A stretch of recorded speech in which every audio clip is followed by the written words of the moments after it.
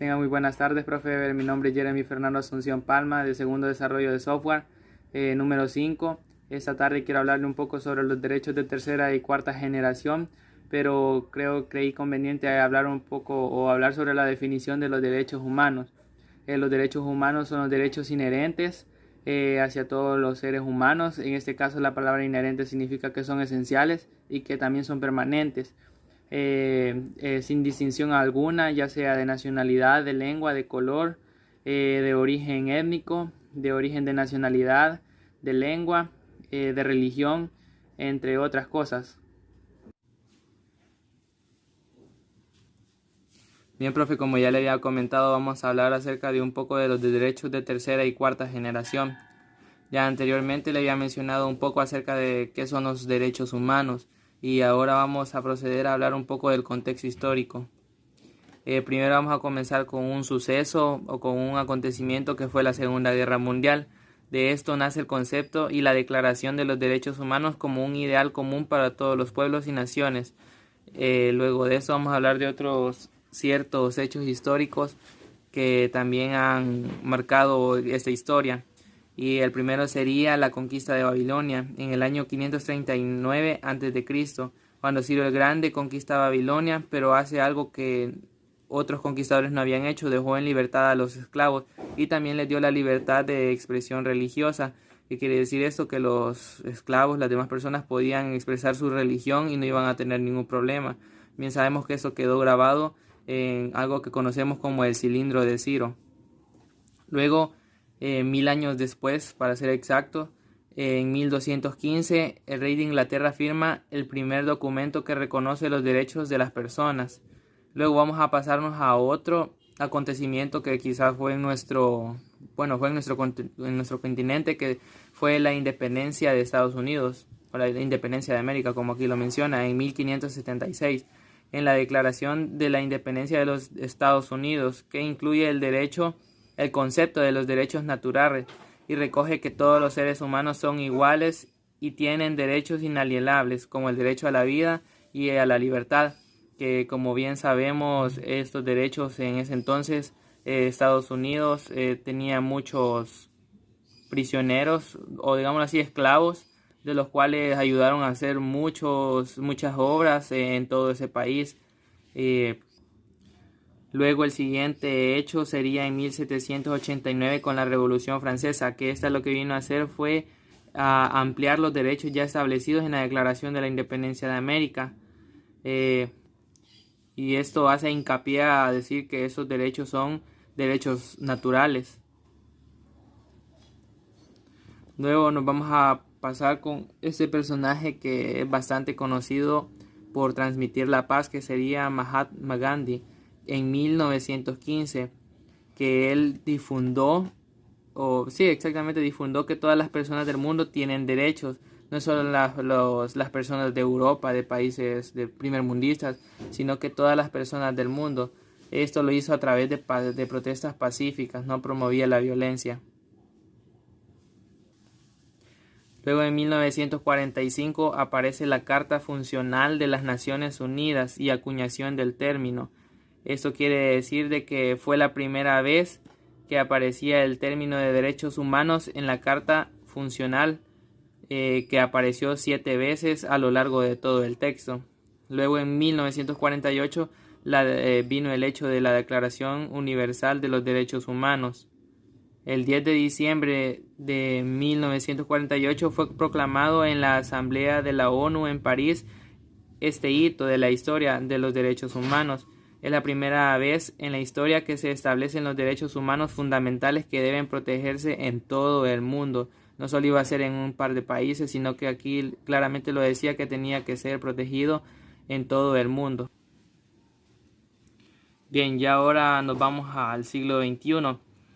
Un largo camino por recorrer nombran este punto. ¿Por qué? A pesar de que todos los países se han adscrito a la Declaración Universal, esta no cuenta con el peso de la ley y millones de personas se ven negadas de sus derechos más básicos. ¿Qué quiere decir? De que por el hecho que hayan muchos derechos, no es todavía un hecho que se vayan a cumplir al pie de la letra en todo momento, porque en muchos países aún siguen habiendo esclavos, hay muchas personas que no tienen nacionalidad o por lo menos un derecho muy básico que es a la vida. A muchas personas hoy en día se les está arrebatando. Bien, profe, ahora le voy a hablar un poco acerca de los derechos de tercera generación. Los derechos de tercera generación, o también conocidos como los derechos de solidaridad o los derechos de los pueblos, contemplan cuestiones de carácter supranacional como el derecho a la paz y a un medio ambiente sano. Estuve investigando la palabra supranacional y quería decir que, yo entendí que quería decir de que no tenía límite de fronteras. Entonces esto quiere decir de que si un individuo sale de su país de origen a otro país, ese siempre sigue conservando sus derechos. Ahora voy a mencionarle algunos derechos de tercera generación, que sería derecho a la autodeterminación, derecho a la independencia económica y política, derecho a la identidad nacional y cultural, derecho a la paz, derecho a la coexistencia pacífica, derecho al entendimiento y confianza, derecho a la cooperación internacional y regional, derecho a la justicia internacional, derecho al uso de los avances de la ciencia y la tecnología, derecho a la solución de los problemas alimenticios, demográficos, educativos y ecológicos, derecho al medio ambiente, derecho al patrimonio común de la humanidad, derecho al desarrollo que permita una vida digna. Bien, ahora voy a explicar uno de esos derechos, que sería el derecho a la paz. El derecho a la paz puede significar el hecho que no hayan guerras o conflictos en un entorno, en una sociedad, pero también no solo quiere significar esto, sino que también puede incluir el derecho a una educación, el derecho a vivir en un ambiente sano y seguro, al derecho a estar en un ambiente donde la inseguridad no sea parte de él. Pero ahora en día sabemos de que eso por una parte no se está cumpliendo del todo, ya que la delincuencia en nuestro país a veces puede ser muy grande y este derecho se está violando. Ahora bien, vamos a hablar un poco de los derechos de cuarta generación. Bien, sabemos que ahora en día la humanidad se encuentra viviendo en una revolución tecnológica. ¿Qué quiere decir esto? Que ahora en día el hombre o las personas están creando cada día más herramientas y aparatos que quizás desde un punto de vista pueden facilitar las actividades cotidianas de todas las personas. En esta etapa la humanidad, las libertades y derechos se han introducido en el espacio digital, lo que ha provocado que su reconocimiento y protección por parte del Estado constituya un verdadero reto por parte del sistema jurídico.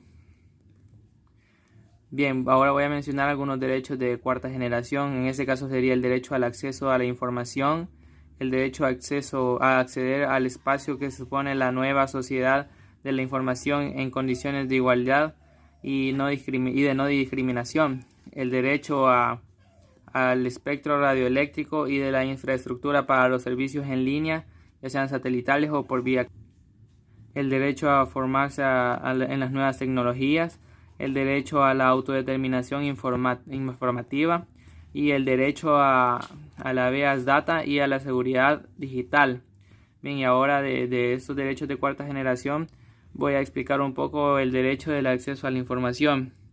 Este derecho es un componente clave del derecho a la libertad del pensamiento y la expresión. El derecho del acceso a la información es un derecho fundamental para el desarrollo de una sociedad democrática y transparente y un ejercicio vital para la rendición de cuentas de las autoridades.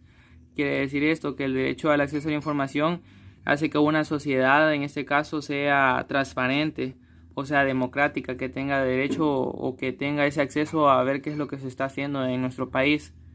Bien, esto ha sido todo y muchas gracias por su atención.